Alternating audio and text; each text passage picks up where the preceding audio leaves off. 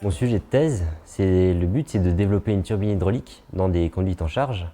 Donc il s'agit juste de récupérer de l'énergie hydraulique et de la transformer en énergie électrique. Donc là on a une turbine par exemple à 2 pales, on a optimisé la forme et ça fait qu'on a une turbine qui a une forme assez simple, donc assez facile à fabriquer. Cette turbine c'est une turbine à axe transverse, donc ça veut dire que l'axe, le sens de l'écoulement est perpendiculaire à l'axe de rotation.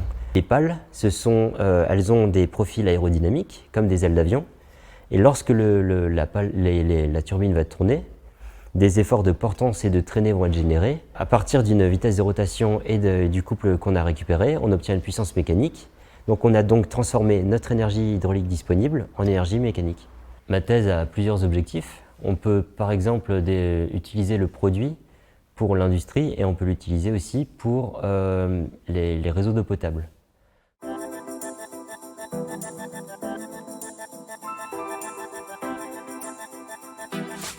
Cette récompense, pour moi, elle est intéressante pour plusieurs choses. Tout d'abord, là, il faut bien comprendre que je suis dans un laboratoire et passer à l'industrie ou même commercialiser quelque chose, c'était un tout autre travail et j'ai besoin d'acquérir des compétences là-dedans pour justement rendre mon projet viable et pouvoir le développer jusqu'à l'industrialisation.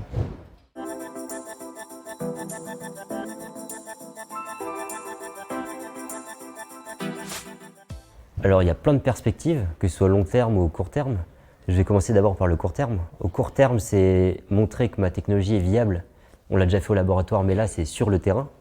On va avoir des industriels, on va leur présenter notre technologie, ils vont nous laisser l'implémenter sur leur réseau et on va montrer que notre technologie est viable concrètement. Une fois qu'on aura ça, on pourra commencer une start-up et une fois qu'on aura commencé une start-up, on pourra commercialiser notre technologie.